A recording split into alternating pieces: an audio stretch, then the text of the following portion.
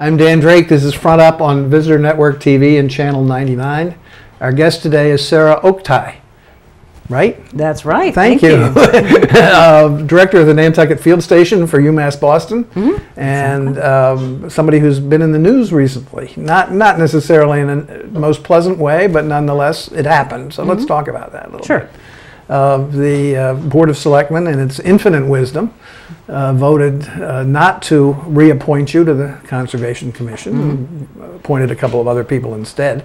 But the news is they're not reappointing you, not necessarily they're reappointing or appointing other people. So is it fair to say that it was the Sconset Beach program that really that would be my guess, icing on the cake as far as you're concerned? I would think so. That certainly is what I've been hearing, and I was a little surprised. I wouldn't say I didn't see it coming, but I really thought I would get reappointed. So we weigh in on so many other cases that the applications that the Sconset Beach Preservation Fund is applying for with the town of Nantucket is just a small part of what we do.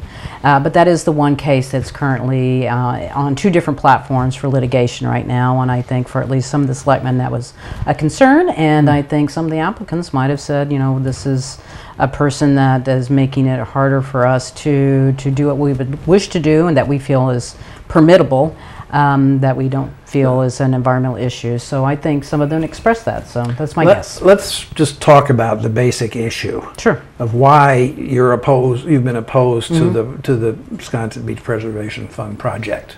Sure. What is the specifically with the newest round, and so they've been coming to the Conservation Commission for about 8 or 9 years with a variety of different projects. One project that I'm not opposed to is using core bags, 2 rolls of them at the bottom of a toe of a bluff, and then vegetating on top of that, similar to a project that's directly due south. There's several, in fact, that are due south, and I've voted in the affirmative on that.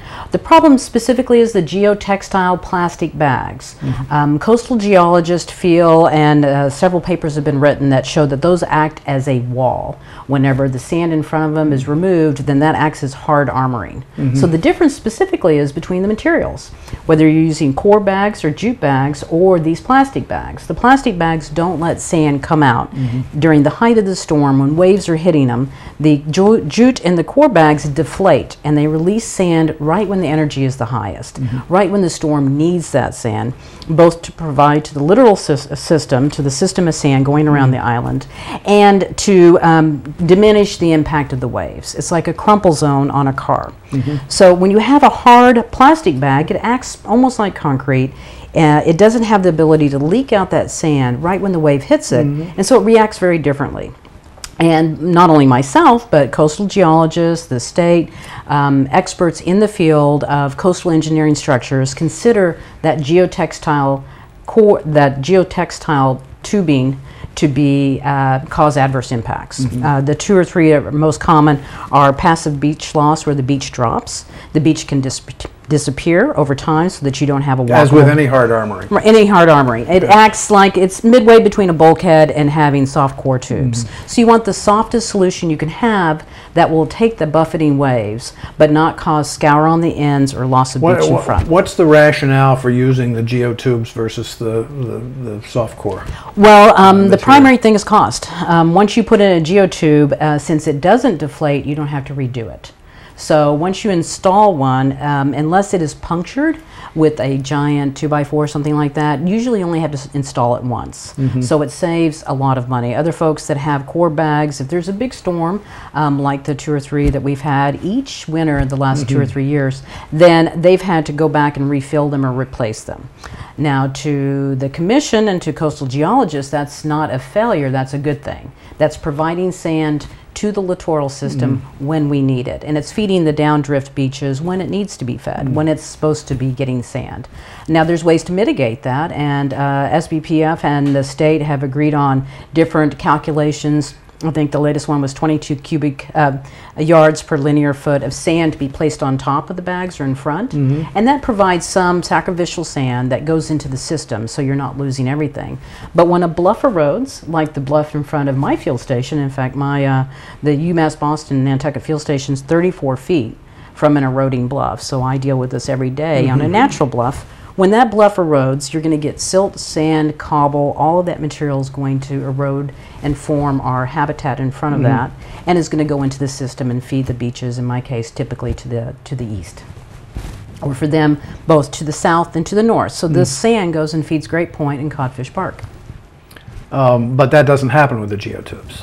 If the geotubes were not covered with sand, no. And once that sand is gone, let's say the first hour of the storm, that sand is gone, normally it would be eating away at the bluff and you'd keep getting more sand into the system, and now there's nothing, you know, once that first bit of sand is gone, then there's nothing to continue feeding that monster, as it were, the waves. What about the issue of scouring?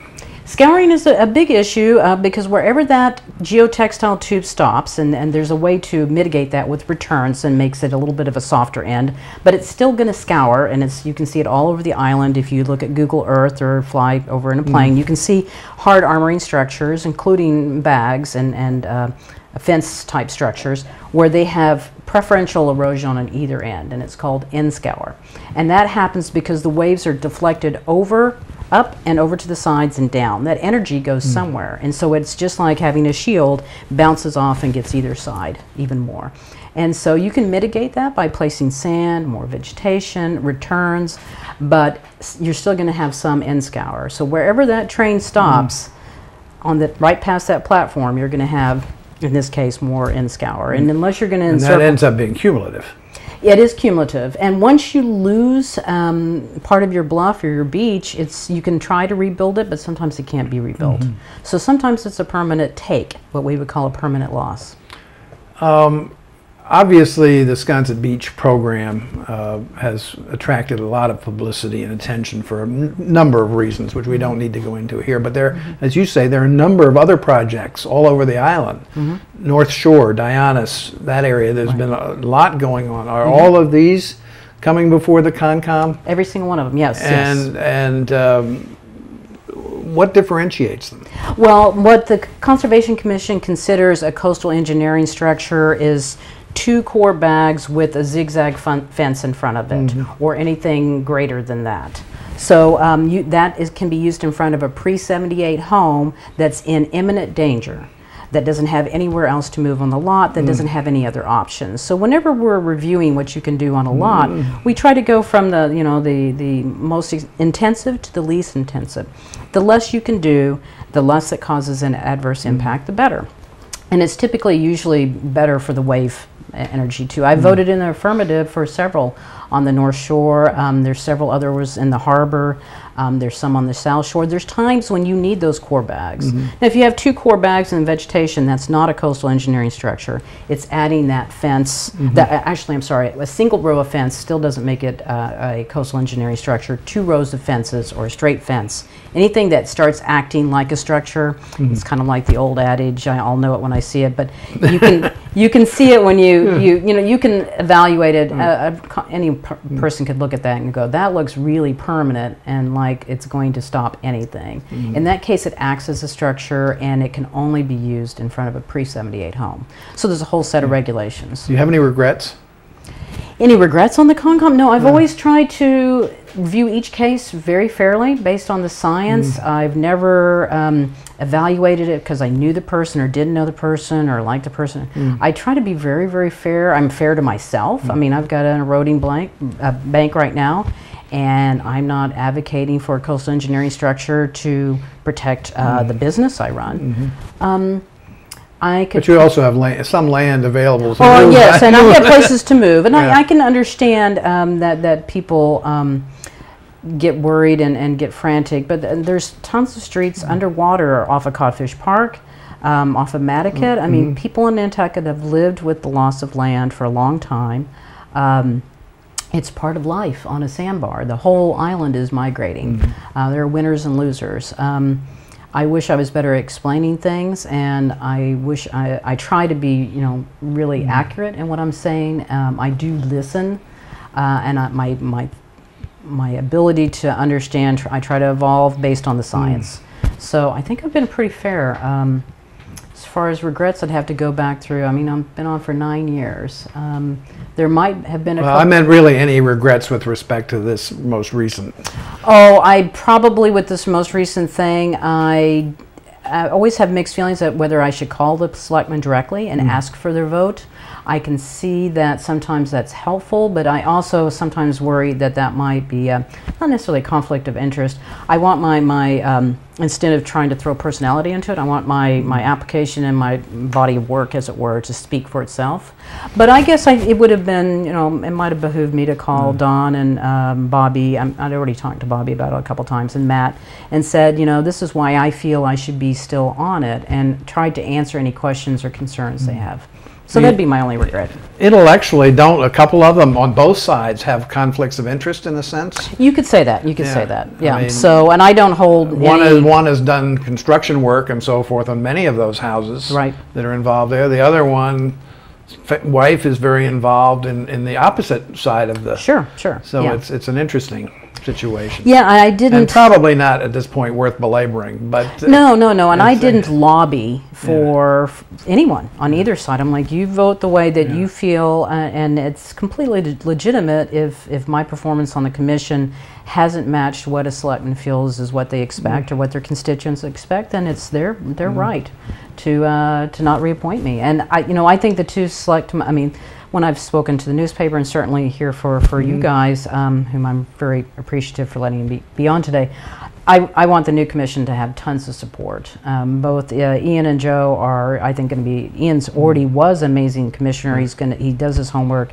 Joe's a great guy. I don't know him very well, but I'm sure he's going to put his whole heart into it. The whole commission's great. Just because I'm not on it doesn't mean it's not good. And you've got a lot of other things going on. I have a you ton of mentioned other things. Before we started taping that you were over in the vineyard yesterday being taped for something else. What was that? Yeah, that was for a youth leadership summit with students from Hawaii and from Martha's Vineyard. And next year we're going to include Nantucket students looking at sustainability between islands. So both myself and Sylvia Earle and then Gandhi's grandson were a part of the speakers. And so I was there to listen to some students and hear what they're doing for sustainability. What age group? These guys were about 16 to 18, so high school students. There were 7th graders, though, that had just started a straw-free campaign over on Martha's Vineyard that I thought was pretty neat. What are some of the other things that are taking up your time here? Well, we're getting ready to rebuild our lab. That's probably the biggest news. I've been trying over the last 2 or 3 years to shepherd through, actually over 5 years, the process of reevaluating our buildings and getting them built up to code, safer, and able to handle more students. Right now I've got 9 interns working with me today. We have classes now year-round, so spring and fall. You can get almost your first year of classes done as a Nantucket resident, so we've got our Nantucket semester. The other big news, I'm going to be in D.C. next week, speaking to Congress, both to the House and Senate, because I'm the president for the Organization of Biological Field Stations. And so for the next 2 years, I'm the head poobah of field stations around the world. So I get to speak on their behalf, and I'll be speaking to the National Science Foundation and NOAA, and then some Senate and folks in Congress, explaining what field stations are all about. And trying to get them to continue funding NSF NSF and others. Right. And that's always a big concern. We're the basic infrastructure for science and education throughout the country. So this is How many field stations are there in the U.S.? In the U.S. there's about 370. Really? And worldwide we're up to about 900. So this is everywhere from going to Antarctica and doing research down there to Madagascar, Puerto Rico. It sounds like a full-time job by itself. It is, and it's all volunteer work. So we're also fundraising in order to get an executive director to help us actually have more communication between agencies too. So I work with the National Fish and Wildlife and USGS and all those groups. This is one of your other projects. This is a great one. Tell us about it. This is one of the things coming out of the Harbor Plan, which folks might remember, the Nantucket and Madaket Harbors Action Plan. Great team of people, including folks like Bobby DaCosta weighed in on the Shellfish Management Plan. Bam Lafarge, who we were talking about earlier. We're getting ready to create, with the help of the Nantucket Shellfish Association and the Land Council and the Field Station, a Nantucket version of the Island Blue Pages. And we've been writing this, and it's a huge team of people that have been writing this for 2 years. Peter Brace is shepherding through the final bit, along with Rob Johnson. And it'll be a 50, 60-page document on how you can, as a person, help the island harbors stay clean, groundwater stay clean, how you can limit fertilizer use. It's basically just a simple manual that can be read by kids, from 5 to 95 on how to take care of our natural resources. And when it comes out, it's both going to be online and in print form. Yes, yes, we're going to do several thousand copies to hand out, you know, in print form, and then we're going to have it available online, and it's going to be a living document. So as we learn new things about eelgrass, about septic systems, about fertilizers, we can change that and make sure that people are doing the right thing, because people want to do the right thing, but they don't always know what that is. When's it going to be out? We are hoping to go to press by July 15th. So just in a couple of weeks, we're going to go to press. We're hoping that it can be printed in 2 weeks and available early August, maybe mid-August, hopefully before everyone goes home. Good. I think it's worth mentioning to our audience that Sarah feels so strongly about this project that she actually contributed some money towards getting it done, and I think that's wonderful. Thank you. It does mean a lot to me. I appreciate it. Sarah Oktay, thank you. Thank you, Dan. Thanks for having me. Nantucket Field Station, UMass Boston, and many other things. Many other hats. Thanks so much. Thank you.